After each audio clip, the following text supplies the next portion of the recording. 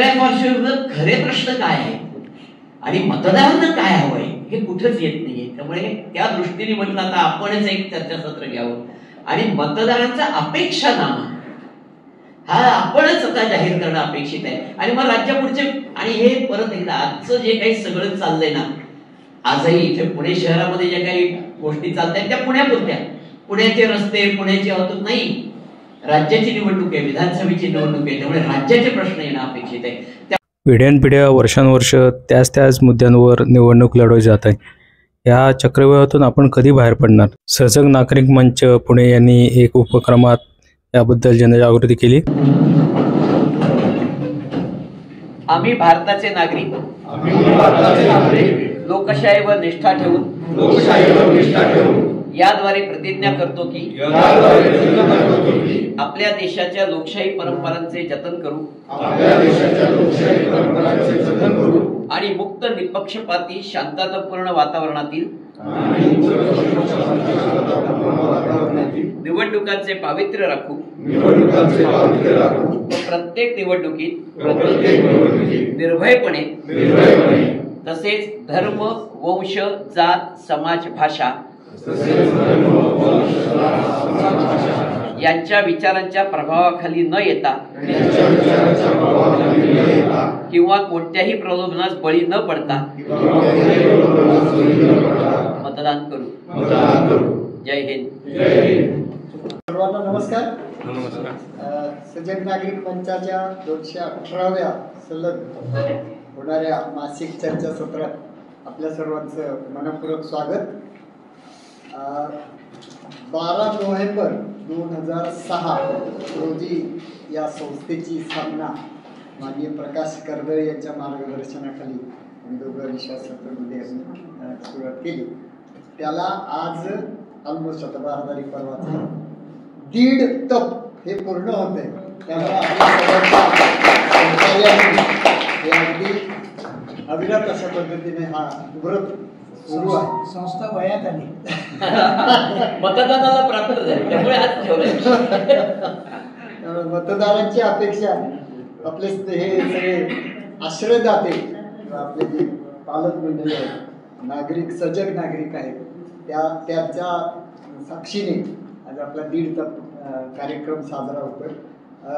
आचारसंहिता आपल्याला लागू असली नसली तरी कसं काय जामानामा किंवा असं सेलिब्रेशन आपल्याकडे असं फारसं नाहीये, तरी जाताना कुछ मीठा हो जाए हेच व्यवस्था झालेली, ते नक्की घेऊन जाणं. नमस्कार. सर्व सजग नागरिकांचं मनापासून स्वागत. 1.5 तप हे काय लहान वाटचाल नाही आणि आम्हाला खूप बरं वाटतंय की एवढी वर्ष आम्ही टिकून राहू शकलो. त्यामुळं ते सार्थक तुमच्या सगळ्यांच्या सहकार्यामुळेच आहे. आजच्या विषयाकडे वळण्याआधी शिरस्त्याप्रमाणे गेल्या महिन्याभरात घडलेल्या काही घडामोडी, त्या संदर्भात एक विषय खूपच गमतीदार झाला. आपल्या सगळ्यांना अनेक वेळा मी सांगितलंय, आपण काही जणांनी वापरही केलाय. राज्य सरकारच्या आदेशाप्रमाणे महापालिकेसकट सर्वच आस्थापनांमध्ये दर सोमवार दुपारी 3 ते 5 सर्व कागदपत्र बघण्याकरता खुली असतात. साधारण 3 आठवड्यापूर्वीची किंवा महिन्याभरापूर्वीची गोष्ट आहे. आम्हाला अशी बातमी मिळाली की पुणे महापालिकेच्या आयुक्तांनी एक कमिटी नेमली. हे जे मध्यंतरी जुलैमध्ये फ्लड्स आले पुण्यात, तर त्याचं कारण शोधणं आणि त्याच्यावर उपाययोजना याच्याकरता एक कमिटी नेमली. पुणे महापालिकेतले 3 अधिकारी आणि जलसंपदाचे 1 सिनियर अधिकारी अशा 4घांची कमिटी नेमली. त्यांनी 2 सप्टेंबर 2024 ला रिपोर्टही सबमिट केला. सोमवार 15 सप्टेंबरच्या आसपास आम्ही चौकशी केली. म्हणलं तो रिपोर्ट कुठे आहे? तर म्हणले ते आयुक्तांकडे आहे. स्वतः आयुक्तांकडेच आहे तो. आम्ही म्हणलं तो आम्हाला पाहिजे.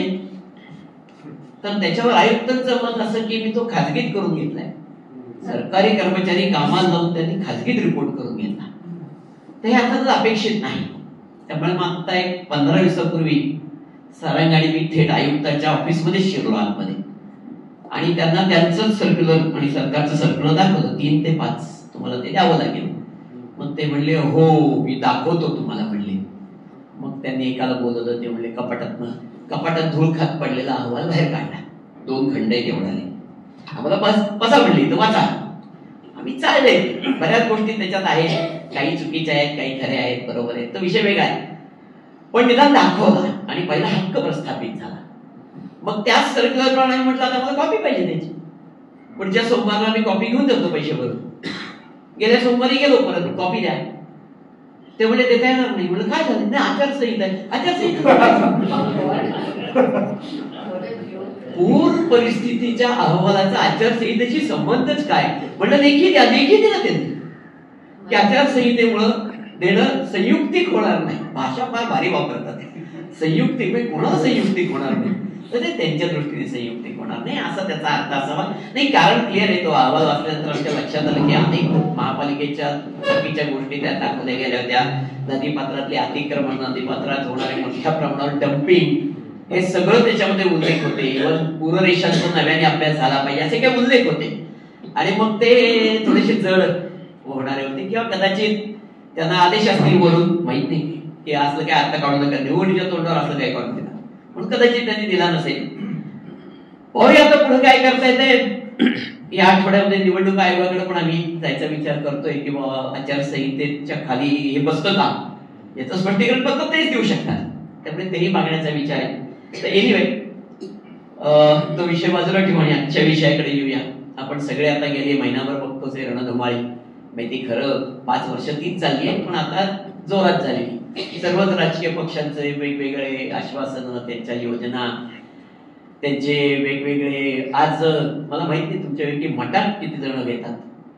आज मठामध्ये 1.5 दमडी नावाचं एक सदर असतं. श्रीकांत बोजेवार तंबीदुरे या नावाने लिहितात. अफलातून आहे. फुकट योजनांवर इतकं सुंदर विडंबनात्मक लिहिणारा माणूस फार क्वचित सापडतो. त्यांनी फार छान लिहिले, ते जमलं तर जरूर वाचा. तर ह्या सगळ्या वेगवेगळ्या योजना, कोण 2000, कोण 3000, कोण 4000, कोण 5000. बहुतेक आता काही दिवसांनी सगळ्यांना सगळं घरपोच अशी पण व्यवस्था होईल, माहित नाही. तर ह्या सगळ्या पार्श्वभूमीवर खरे प्रश्न काय आहे आणि मतदारांना काय हवंय हे कुठंच येत नाहीये. त्यामुळे त्या दृष्टीने म्हटलं आता आपणच एक चर्चासत्र घ्यावं आणि मतदारांचा अपेक्षानामा हा आपणच आता जाहीर करणं अपेक्षित आहे. आणि मग राज्यापुढचे, आणि हे परत एकदा आजचं जे काही सगळं चाललंय ना, आजही इथे पुणे शहरामध्ये ज्या काही गोष्टी चालतात त्या पुण्यापुरत्या. पुण्याचे रस्ते, पुण्याची वाहतूक नाही, राज्याची निवडणूक आहे, विधानसभेची निवडणूक आहे. त्यामुळे राज्याचे प्रश्न येणं अपेक्षित आहे. त्यामुळे रोजगार राज्याचा प्रश्न, पर्यावरण राज्याचा प्रश्न, शिक्षण राज्याचा प्रश्न, त्याच्यानंतर आरोग्य राज्याचा प्रश्न, त्याच्यानंतर वाहतूक व्यवस्था राज्याचा प्रश्न, वीज राज्याचा प्रश्न, टोल रस्ते राज्याचा प्रश्न.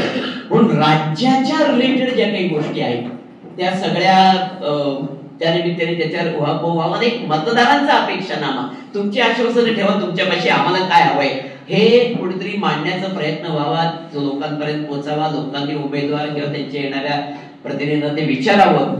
या माध्यमातून हा कार्यक्रमाचं आयोजन केलं. त्या विषयातले तज्ञच बोलणं अपेक्षित आहे. कारण मी अभ्यासक म्हणेन, कारण हल्ली तज्ञ म्हणलं की लोकांना राग येतो. तज्ञ कोणी ठरवलं, अभ्यासक म्हणूया आपण, कारण अभ्यासकाला काही लिमिट नसते. त्या विषयातल्या अभ्यासकांना आपण इथं बोलवलंय. अभय टिळक रोजगार इंडस्ट्री या विषयाचे खूप जुने अभ्यासक आहेत. दीपक जाधव तरुण आहेत, आरोग्य चळवळीतला कार्यकर्ता, पण त्यांनी एक गेली काही वर्ष उत्तम आरोग्य चळवळ उभी केली. त्यांनी आता महाराष्ट्राचं आरोग्य विषयक रिपोर्ट कार्ड काढले आणि त्याच्यामध्ये किती 25% 23 मार्क 23 मार्क राज्याला मिळालेले आहेत, आपल्या राज्य सरकारला आरोग्याच्या विषयामध्ये. त्यामुळे त्याच्याबद्दलची मांडणी अपेक्षा काय ते सांगतील. सारंग यादवाडकर पर्यावरणामध्ये किती काम करतात सांगायची काही गरज नाही, त्यामुळे ते त्याच्यावर बोलतील. प. देशमुख आज पुण्यामध्ये शिक्षण क्षेत्रात विशेषतः प्राथमिक ते माध्यमिक हा जो सगळा महत्वाचा टप्पा आहे, मी म्हणेन 12वी पर्यंतचा, ह्या बाबतीत अनेक वर्ष त्यांचा अभ्यास आहे. आणि मुख्य म्हणजे ते स्वतः मुख्याध्यापक होते पुण्यातले एक अत्यंत प्रतिष्ठित आपटे प्रशालेचे आणि अनेक वर्ष काम करतात. त्यामुळे शिक्षण या विषयात काय अपेक्षा आहे हे ते बोलतील. आणि प्रांजली देशपांडे ज्या वाहतूक या विषयामध्ये तज्ञ आहेत आणि त्याबद्दल आपल्याकडे पूर्वी पण येऊन गेलेले आहेत. त्यामुळे अशी सगळी मंडळी आहे. आणि थोडस मी बोलणार आहे, कारण माझ्या अभ्यासाचा विषय वीज आणि टोल हे दोन आहेत. रस्त्याने टोलसाठी संजय शिरोडकर येणार होते, परंतु ते मुंबईत अडकले आणि त्यामुळे ते वेळेत पोहोचू शकतील की नाही याच्याबद्दल त्यांना जरा भीती आहे, म्हणून त्यांनी काही मुद्देही मला पाठवले. त्यामुळे मी आता इथूनच सुरुवात करतो, म्हणजे मला परत तुम्हाला त्रास द्यायला नको. पहिल्यांदा वीज. आता विजेचं जे काही आपण बिल, सगळ्यांचा खरा प्रॉब्लेम आहे तो वीज बिल आहे. तर टप्पे कसे आहेत बघा. घरगुती बाबत बोलू आपण अगोदर. 0 ते 100 पहिला टप्पा आहे, 101 ते 300 दुसरा टप्पा आहे. आता सामान्य माणसाचं बिल हे 101 ते 300 पेक्षा 101 ते 200 मध्ये बसतं. त्याच्यापेक्षा वरचे एसीबीसी वाले आहेत ते 200च्या वर जातील, पण सर्वसामान्य माणसाला 101 ते 200 मध्ये बसतं. त्यामुळे आमची एक रिक्वेस्ट अशी आहे की 101 ते 200 हा स्लॅब व्हायला पाहिजे. आणि आता 0 ते 100 ला रेट आहे 4 रुपये 70 पैसे आणि 101 ते 300 ला डायरेक्ट आहे 29. मग मधली एक स्लॅब आली 101 ते 200 आणि ती साधारण 6.5 रुपयाच्या आसपास आली. आपला कॉस्ट ऑफ सेल जो आहे एमएससीबीचा तो साधारण 6.5 रुपयाच्या आसपास आहे. त्यामुळे त्या रेटला जरी त्यांनी आम्हाला कुठलंही फुकट काही नको, अनुदान द्यावून नको, पण निदान त्या रेटला आम्हाला द्या तुम्ही, की जेणेकरून सामान्य माणसाचा त्यातनं फायदा होईल. हे करण्याची अथॉरिटी सरकारकडे काय तर 100% आहे. जरी वीज नियामक आयोग हे सगळं ठरवत असला तरी सरकारला एक से आहे त्याच्यामध्ये आणि सरकार त्यांना आदेश देऊ शकतं. त्यामुळे राज्य सरकारकडनं ती मोठी अपेक्षा आहे. दुसरं आपल्या दुर्दैव असं आहे की आपण कोणी विजेचं बिल वाचतच नाही, आलं की टाक भरून. त्याच्यामध्ये एक एलिमेंट आहे, त्याला इलेक्ट्रिसिटी ड्युटी असं म्हणतात. म्हणजे जे काही बिलाची अमाऊंट होईल सगळ्यात शेवटी त्याच्यावर सरकार ड्युटी लावतं. That is a tax of state government. त्याला इलेक्ट्रिसिटी ड्युटी असं म्हणतात. ती 15 ते 16% आसपास आहे, डिपेंडिंग ऑन घरगुती, कमर्शियल वगैरे वगैरे. तर आमची अपेक्षा अशी आहे की सरकार याच्यावर ही जी प्रचंड ड्युटी घेते, आधीच रेट जास्ती, त्याच्यावर सरकारी ड्युटी, तर ती निम्म्यावर आणावी. म्हणजे तो टॅक्स तेवढा कमी होईल. कारण तो टॅक्सचं काय होते हे आपण बघतोच आहोत. म्हणजे आता लाडके वीज ग्राहक योजना आणून तो टॅक्स निम्म्यावर आणावा अशी एक त्याच्यामधनं अपेक्षा आहे. आजच महाराष्ट्रातले सगळेच विजेचे दर हे बाजूच्या सर्व राज्यांपेक्षा 25 ते 40% जास्त आहे. आणि त्यातलं एक कारण ही इलेक्ट्रिसिटी ड्युटी पण आहे. औद्योगिक वीज दर आपला बाकीच्या आजूबाजूच्या सगळ्या राज्यांपेक्षा 25 ते 40% जास्त आहे. त्यामुळं नवीन उद्योग येण्याचं प्रमाण कमी आणि आहे त्यांचं स्थलांतर, अशा घटना गेल्या काही वर्षात घडलेल्या आहेत. आणि त्यामुळे जर राज्यातला उद्योग आणि अर्थातच त्याच्या जोडीने येणारा रोजगार हा खऱ्या अर्थाने वाढायचा असेल तर बाकीच्या राज्यांच्या कॉम्पिटिशनचेच विजेचे दर हे महाराष्ट्रात असले पाहिजेत. त्यामुळे इलेक्ट्रिसिटी ड्युटी कमी करणं, त्याचबरोबर काही अजून जे सांगतोय त्याप्रमाणे जर कमी केले तर 2-2.5 रुपयांनी दर कमी होऊ शकतात, जे करण्याची अपेक्षा आपण ठेवली पाहिजे. आज वीज गळती, चोरी, भ्रष्टाचार यामुळे साधारणपणे आपल्या युनिट रेट मध्ये 1.25 रुपयाची वाढ झालेली आहे. आज हे जर आपण थांबवू शकलो, विशेषतः वीज गळती म्हणजे काय हो, चोरीच आहे ती. त्यामुळे ती जर थांबवू शकलो तर 1.25 रुपयांनी विजेचा दर कमी होऊ शकतात पर युनिट. साधारणपणे आज देशातली बहुतेक राज्य ज्या दराने वीज खरेदी करतात, हे बघा शेवटी महावितरण ज्यांच्याकडे आपण वीज आज घेतोय ते स्वतः काहीच करत नाही, ते वीज खरेदी करतात, आपल्याला विकतात. They are traders. बाकी सगळ्या राज्यांमध्ये 5 रुपयाच्या खाली रेट आहे वीज खरेदीचा. महाराष्ट्र एकमेव राज्य आहे ज्यांच्याकडे रेट आहे 5.5 रुपये. तिथेच जर तो कॉम्पिटिटिव्ह रेटला आम्ही विकत घेऊ शकलो, तिथंच तर खरं एफिशियन्सी आहे महावितरण नावाच्या संस्थेची, तर तिथेही 50-60 पैसे कमी होऊ शकतात. आणि आज आपल्या राज्यात 5,500 मेगावॉट वीज अतिरिक्त आहे. त्याचा सगळ्याचा फिक्स कॉस्ट आपण भरतोय. कारण तुम्ही घ्या ना तर घेऊ नका, फिक्स कॉस्ट भरावीच लागते. जसं आपल्याला वीज वापरूया तर वापरू नका, फिक्स चार्जेस भरावीच लागतात, तसं फिक्स कॉस्ट भरावी लागते. आणि त्याच्या पोटी आपण साधारणपणे ह्या 5,500 मेगावॉट जी अतिरिक्त क्षमता महाराष्ट्रात निर्माण झालेली आहे त्याच्या अगेन्स्ट आपण 50 पैसे पर युनिट एक्स्ट्राचे भरतोय. आता ह्याच्यामध्ये तरीही आज सुद्धा सरासरी शहरी भागात 1 तास आणि ग्रामीण भागात 2 तास वीज पुरवठा खंडित होतो. तो कशामुळे खंडित होतो तर आमची इन्फ्रास्ट्रक्चरच होपलेस आहे. आणि त्याच्यामुळं जवळपास महावितरणचा, कारण तेवढ्या वेळेत महावितरणचा महसूल पडतो, त्याचे कॉस्ट येते साधारण 5,000 कोटी रुपये महिन्याला. ती जर वाचली तर आपल्याला 50 ते 60 पैशाचा फरक पडेल महिन्याला. आणि त्यामुळे ह्याच्यामध्ये इन्फ्रामध्ये, म्हणजे हे जे आज वाटायचे धंदे चाललेत ना, त्यापेक्षा त्या इन्फ्रामध्ये पैसे टाकले तर प्रत्येकाला कायमस्वरूपी 50 पैसे पर युनिट रेट कमी होऊ शकतो. हे वाटण्याचे 20-25 हजार कोटी घालवतायत ते इकडे घातले तर त्याचा फायदा उद्योगांपासून सामान्य माणसांपर्यंत कायमचा होऊ शकतो.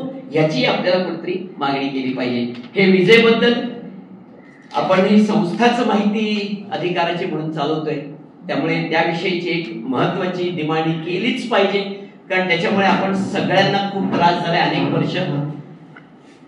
आज रोजी माहिती अधिकार कायद्यात शेवटचं जे अपील आहे, सेकंड अपील किंवा जी खरी यंत्रणा आहे ती आहे माहिती आयुक्त. हे माहिती आयुक्त या कायद्यामध्ये 11 नेमायची व्यवस्था निर्माण केली गेली आहे. कायदा झाला तेव्हा 2005 साली. त्यानंतर सर्वपक्षीय सरकार येऊन गेली, कुणीही 11 माहिती आयुक्त नेमले नाहीत. Highest where 7. आणि आजची परिस्थिती अशी आहे, या राज्यात फक्त 4 माहिती आयुक्त आहेत, 4. आणि 1.25 लाख सेकंड अपील आज पेंडिंग आहेत. 2.5 आणि 3 वर्ष सेकंड अपील निघायला लागत आहेत. त्यामुळे पहिली मागणी या विषयातली आपली आहे की कमीत कमी 9 आणि ते 11 एवढे माहिती आयुक्त नेमले गेलेच पाहिजेत, तरच ही पेंडन्सी कमी होऊ शकते. आणि हे कायद्याला धरू नये, कुठल्याही कायद्याबाहेरची आपली मागणी नाही. त्यामुळे हे आयुक्त पूर्ण संख्येने, हे खंडपीठ सगळी आणि माहिती आयुक्त पूर्ण नेमले गेले पाहिजेत. भ्रष्टाचार निर्मूलन झालं पाहिजे असे सगळे तोंडाने बोलत असले तरी या भ्रष्टाचार कायद्यामध्ये 17A नावाचं कलम घुसडलं गेले 2017 मध्ये केंद्रीय स्तरावर. ते कलम असं आहे की समजा तुम्ही कागदपत्रांसहित एखाद्या अधिकाऱ्याच्या भ्रष्टाचाराचे पुरावे एसीबीला दिले अँटी करप्शनला, तरी अँटी करप्शनला डायरेक्ट चौकशी करण्याचे अधिकार काढून घेतले. त्यांना असं सांगितलंय की ज्या खात्याच्या अधिकाऱ्याबद्दल तक्रार आहे त्या खाते प्रमुखाकडे ती तक्रार पाठवायची, त्यांनी त्यांच्या लेवलला चौकशी करायची आणि मग चौकशीला परवानगी द्यायची की नाही हा निर्णय खाते प्रमुखाने घ्यायचा. आता हँडल ग्लो असेल तर खाते प्रमुख कशाला देत आहेत? बरं, ते सुद्धा 120 दिवसात निर्णय घेतला पाहिजे असंही कायद्यात लिहिलंय. पण 120 दिवसात घेतलं नाही तर काय करायचं याबद्दल कायदा सायलेंट, चुकून असेल पण राहिला.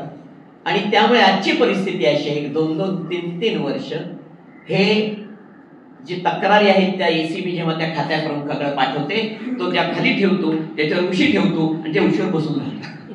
आणि त्यामुळे 3-3 वर्ष या तक्रारीवर काहीच होत नाही त्या खाते प्रमुखाकडूनच. आमची मागणी अशी आहे की राज्य सरकारने त्याच्यासाठीचा एक GR काढणं अपेक्षित आहे की कोणत्याही परिस्थितीत 120 दिवसात या तक्रारीचं जे काय तुम्हाला हो किंवा नाही म्हणायचं असेल ते त्या एसीबीला कळवलं पाहिजे, नाही म्हणायचं असेल ते सकाराने कळवलं पाहिजे. आणि हे झालं नाही तर त्या खाते प्रमुखावर कारवाई होईल अशा प्रकारचं GR निघण्याची आवश्यकता आहे.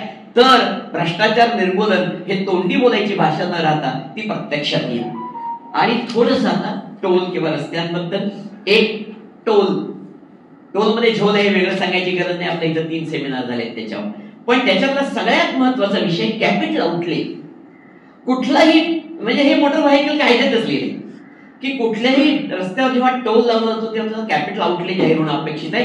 तो कॅपिटल आउटले रीच झाला की तो टोल बंद व्हायला पाहिजे असं कायद्यात लिहिलंय. म्हणून चलाखी करून कोणत्याच सरकारने आजपर्यंत कुठल्याच रस्त्याचा कॅपिटल आउटले जाहीरच केले नाही. म्हणजे तो रीच झाला की लोकांना कळताच कामाचा नाही. सर्व टोल रस्त्यांचे कॅपिटल आउटले जाहीर झाले पाहिजेत, हे आपला मागणीतला एक भाग असेल. दुसरं, वाहन संख्येचा सर्व्हे झाला पाहिजे सरकारी यंत्रणेकडनं, कारण वाहन संख्येची सांगितली जाते ती विचित्रच आहे. आजही मुंबई पुणे एक्सप्रेसवेला दर महिन्याला 1 लाख वाहनं टोल चुकवून जातात. अशा प्रकारची आकडेवारी टोल कॉन्ट्रॅक्टर सरकारला देतो, सरकार ती वेबसाईटवर टाकतं. आपल्यापैकी कोणाला तरी वाटतं का एक्सप्रेसवेला एक तरी वाहन जात असेल टोल चुकवून? त्याला व्हायोलेटर्स असा शब्द वापरलाय. त्यामुळे सरकारने मोजलं पाहिजे, त्याच्यावर अवलंबून राहण्यात अर्थ नाही. तिसरं, खराब रस्ता असेल तर टोल बंदच झाला पाहिजे. आणि जोपर्यंत तो रस्ता चांगल्या क्वालिटीचा होत नाही तोपर्यंत टोल परत सुरू होता कामाचा नाही. ही खरं म्हणजे मागणी सुद्धा करण्याची गरज नाही, पण हे होत नाहीये म्हणून ती मागणी करण्याची गरज आहे. टोलवर 3 मिनिटापेक्षा जास्त वेळ वाहन थांबावं लागतं, कारण अनेक ठिकाणी वस्तुस्थिती अशी आहे की रस्त्यापेक्षा टोलवरच वेळ जास्ती जातो. तर तिथे येलो लाईन कधी काळी मारणार होते, केव्हा मारली कोण होती ती कधीच पुसली गेली. ती येलो लाईन आली पाहिजे अस्तित्वात. परत 3 मिनिटापेक्षा जास्त वेळ थांबायची वेळ तर वाहनं सोडलीच पाहिजे फुकट. हे फुकट म्हणून नाही, त्याची inefficiency he must pay for it. त्याच्यानंतर टोल कॉन्ट्रॅक्ट आजही फिक्स पिरियड टोल कॉन्ट्रॅक्ट केलं जातं, मुद्दाम जाणून बुजून. ते फिक्स प्राइस कॉन्ट्रॅक्ट झालं पाहिजे. 5,000 कोटी तुझं वसूल असेल तर 5,000 कोटी वसूल झाले की तुझं दुकान बंद. हे काय करतात, 10 वर्षाचं टोल कॉन्ट्रॅक्ट. तू 5,000 कोटी वसूल कर तर 10,000 कोटी कर, तुझी जबाबदारी. आणि मग त्या परिस्थितीत आम्ही बघितलं 2004 ते 2019 जे एक्सप्रेसवेचं कॉन्ट्रॅक्ट होतं त्याच्यामध्ये त्या कॉन्ट्रॅक्टरला थोडे नाही, ठरल्यापेक्षा 50% जास्त, म्हणजे 4,200 कोटीपेक्षा 50% म्हणजे 6,500 कोटी रुपये तो जास्तीचे खिशात घालून घेऊन गेला. हे फिक्स पिरियड कॉन्ट्रॅक्ट मुळे होतं. ते फिक्स प्राइसच कॉन्ट्रॅक्ट झालं पाहिजे. आणि वर्षानुवर्ष आपल्याकडे परिस्थिती आहे की दर 3 वर्षाला टोलचे रेट वाढवले जातात. वाहन संख्या प्रचंड वेगाने वाढत असताना टोलचे रेट कमीच व्हायला पाहिजेत. त्यामुळे टोलचे रेट न वाढता दर 3 वर्षांनी ते 10% कमी करणं अपेक्षित आहे, कारण त्याला मिळणारा रेव्हेन्यू तेवढाच राहतो. त्यामुळे टोलचे रेट हे वाहन संख्येशी निगडीत असले पाहिजेत. आणि वाहन संख्या वाढल्यामुळे जर टोल कमीच झाला पाहिजे अशी अजून एक मागणी किंवा ह्या काही टोल विषयक मागण्या आहेत. आणि मी आता इथं थांबतो आणि